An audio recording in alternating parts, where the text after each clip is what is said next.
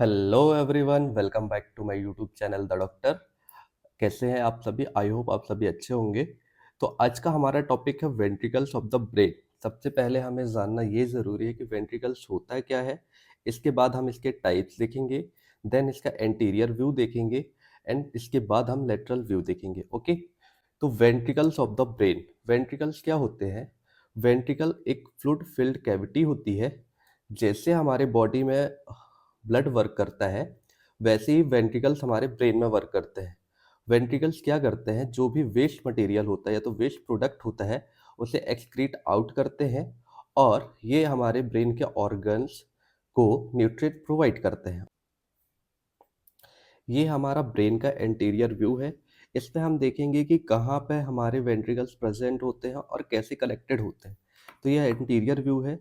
ये दो lateral ventricles present होते हैं जो with the help of foramen of Monro, जिसे हम इंटरवेंट्रिकुलर फोरामेन भी बोलते हैं, उसके थ्रू थर्ड वेंट्रिकल से कनेक्टेड होते हैं। और थर्ड वेंट्रिकल के जस्ट मीडियली थैलेमस प्रेजेंट होता है एंड जो थर्ड वेंट्रिकल है वो फोर्थ वेंट्रिकल से कनेक्टेड होता है with the help of cerebral aqueduct. Okay, ये हमारा मिड ब्रेन है, ये सेरेब्रल हेमिस्फीयर है। इसके बाद मिड ब्रेन के जस्ट नीचे पोन्स और उसके नीचे medulla and then spinal cord आता है। ओके, एंड अगर हम बात करें लेटरल वेंट्रिकल की, तो इसे कैविटी ऑफ टेलेंसेफेलॉन कहते हैं।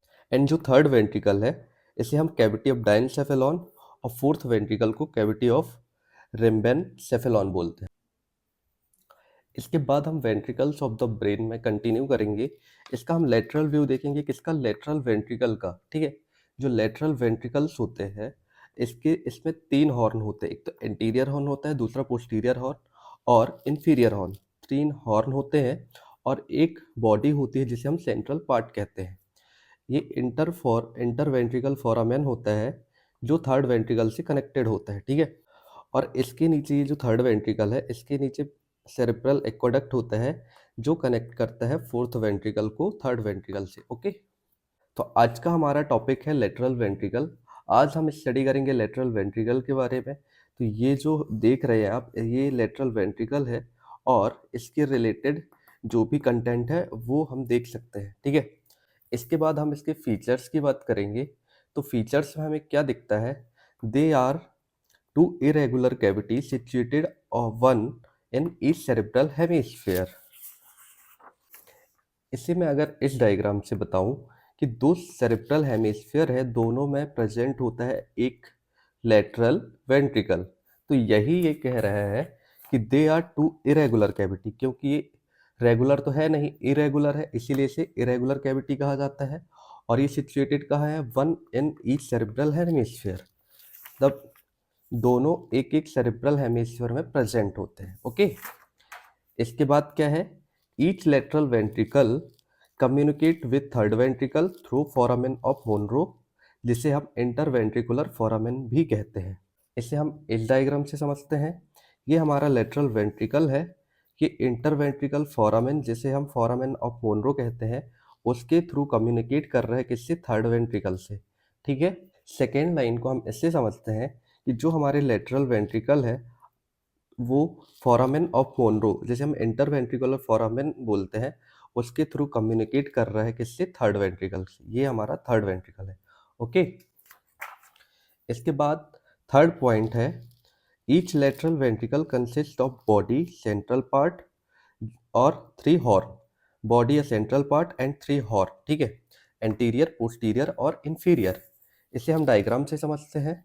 ये क्या है? ये बॉडी और सेंट्रल पार्ट होता है, ये एंटीरियर हॉर्न है, ये पोस्टीरियर हॉर्न है और ये इंफीरियर हॉर्न होता है। ठीक है, इसके तीन हॉर्न है और इसमें एक सेंट्रल पार्ट जिसे हम बॉडी बोलते हैं वो प्रेजेंट होता है। ओके, अब एक एक करके हम इसके पार्ट्स के बारे में समझेंगे, पार्ट्स को जानेंगे कि ये कहाँ पे प्रेजेंट होते हैं और इनकी क्या क्या बाउंड्रीज होती हैं। ठीक है, तो सबसे पहले है बॉडी और सेंट्रल पार्ट। जो बॉडी और सेंट्रल पार्ट होता है ये एक्सटेंड करता है from foramen of Monro to splenium of corpus कलोजम।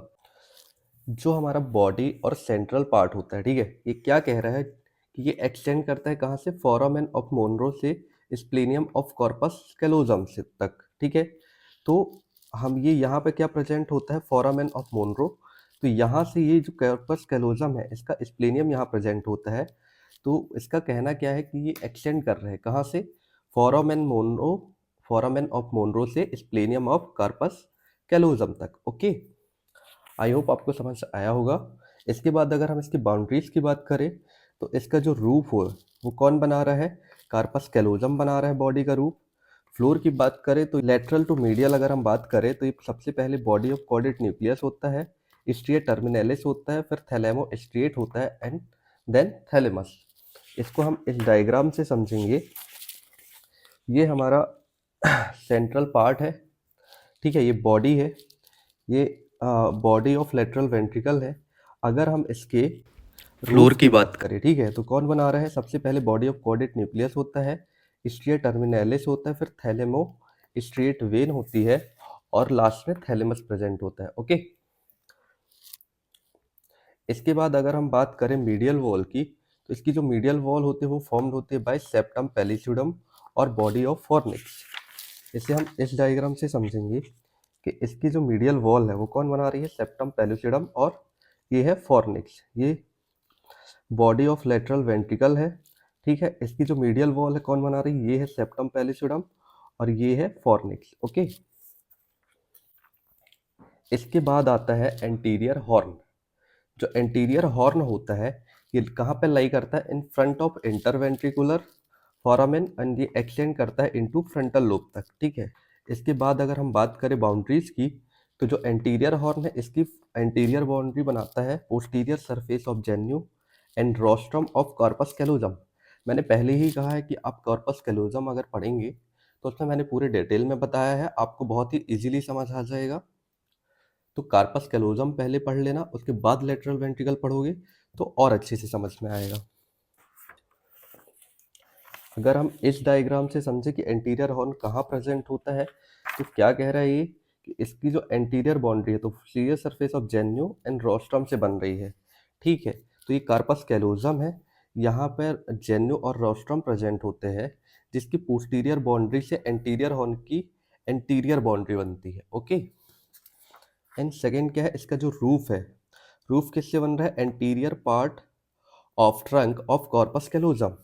ये जो कार्पस कैलोजम है इसके किससे बन रहा है, ट्रंक से, इसके ट्रंक से बन रहा है एंटीरियर हॉर्न का रूफ। इसके बाद है फ्लोर। अगर हम फ्लोर की बात करें तो head of caudate nucleus, upper surface of rostrum and anterior commissure से एंटीरियर हॉर्न का फ्लोर बनता है, ठीक है। तो ये हमें दिख रहा है कॉर्डेट न्यूक्लियस, ठीक है। कॉर्डेट न्यूक्लियस का अपर, ए हेड ऑफ कॉर्डेट न्यूक्लियस, ये कॉर्डेट न्यूक्लियस है, इसका जो हेड होता है इससे बनता है इसका फ्लोर, ठीक है। एंड इसके बाद अगर हम बात करें मीडियली, तो जो एंटीरियर हॉर्न होता है इसकी जो मीडियल बाउंड्री होती है वो सेप्टम पेलुसिडम और कॉलम ऑफ फॉर्निक्स से बनती है, ठीक है।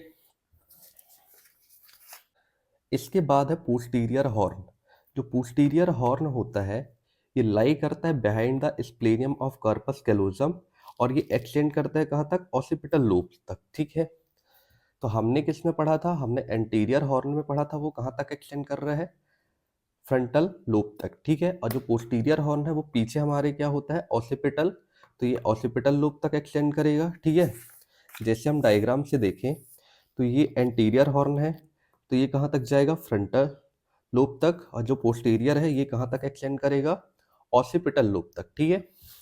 याद रखना बहुत ही इजी है, आप थोड़ा सा याद करने की कोशिश करोगे या तो फिर समझने की कोशिश करोगे तो आपको चीज़ें याद रहेंगी। ओके, इसके बाद अगर हम बात करें इसकी बाउंड्रीज की, तो इसका जो फ्लोर और जो मीडियल वॉल होता है, फ्लोर एंड जो इसकी मीडियल वॉल है वो बल्ब ऑफ पोस्टीरियर हॉर्न से बनती है, ठीक है। सेकंड कैल्कस एविस जो रेल्ड होता है बाय कैल्केरियर सर्कस, ठीक है, ये है कैल्कर एविस एंड कैल्केरियर सर्कस, ठीक है। इससे इसका फ्लोर बनेगा और मीडियल वॉल बनेगी, ठीक है। इसके बाद अगर हम बात करें रूफ और लेटरल वॉल की, तो इसके जो रूफ होता है और लेटरल वॉल होता है वो बनाता है टेपेटम फाइबर। इसके बाद हम देखेंगे इंफीरियर हॉर्न। इंफीरियर जो हॉर्न होता है वो लार्जेस्ट हॉर्न होता है लेटरल वेंट्रिकल का, ठीक है। जैसा कि हम डायग्राम से देख रहे हैं, जो एंटीरियर हॉर्न होता है वो इतना है, second, body and central part इतना होता है, एंड जो पोस्टीरियर हॉर्न होता है वो इतना होता है, लेकिन जो इंफीरियर हॉर्न है वो बहुत ही लार्जेस्ट पार्ट में प्रेजेंट होता है, ठीक है। तो इंफीरियर जो हॉर्न है वो लार्जेस्ट हॉर्न होता है किसका, लेटरल वेंट्रिकल का। ये कहाँ तक एक्सटेंड करता है, एक्सटेंड इनटू टेम्पोरल लोब। चलो मैं डायग्राम से अच्छे से बताता हूँ। एंटीरियर हॉर्न कहाँ तक जा रहा है, फ्रंटल लोब तक। पोस्टीरियर हॉर्न ऑसिपिटल तक। और इंफीरियर हॉर्न कहाँ जा रहा है, टेम्पोरल लोब तक, ठीक है। बहुत ही इजी है, अच्छे से समझोगे तो समझ आ जाएंगे और याद भी रहेगा, ठीक है। समझ के समझोगे तो सारी चीज़ें बहुत ही अच्छे से याद रहेंगी। Anterior horn frontal lobe, posterior horn occipital lobe, और इंफीरियर हॉर्न टेम्पोरल लोब तक जाएगा, ठीक है, एक्सटेंड करेगा, ओके। बहुत ही इजी है, बहुत ही अच्छे से समझोगे तो सारी चीज़ें बहुत अच्छे से समझ आ जाएंगी, ओके। चलो अब देख लेते हैं इसकी बाउंड्रीज। तो इसकी जो बाउंड्रीज होते हैं उसमें इसका जो रूफ और लेटरल वॉल होता है वो बनाता है tapetum, tail of caudate nucleus, stria terminalis और एमेगडालॉइड बॉडी, ठीक है। ये हो गया रूफ। अगर हम फ्लोर की बात करें तो कोलेट्रल एमिनेंस होता है और मीडियली होता है हिपोकैम्पस। देखो ये इंफीरियर हॉर्न है, ये कोलेट्रल एमिनेंस है, कोलेट्रल एमिनेंस इसका बनाता है फ्लोर, ठीक है। एमेगडालॉइड बॉडी, एमेगडालॉइड जो बॉडी होती है वो यहाँ पे प्रेजेंट होती हैं। ये आपको कार्पस कैलोजम में बहुत ही अच्छे से मैंने बताया हुआ है, वो देख लोगे तो समझ आ जाएगा, ओके।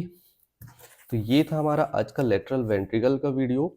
इसके बाद हम बात करेंगे थर्ड वेंट्रिकल की नेक्स्ट वीडियो में। तो कैसा लगा आपको वीडियो, प्लीज़ कमेंट करके ज़रूर बताना। और अगर चैनल को सब्सक्राइब नहीं किया तो सब्सक्राइब कर लो। मैं ऐसी बहुत सारी वीडियोस लेके आऊँगा और आपको बहुत ही ईजी वे में समझाऊँगा, ओके।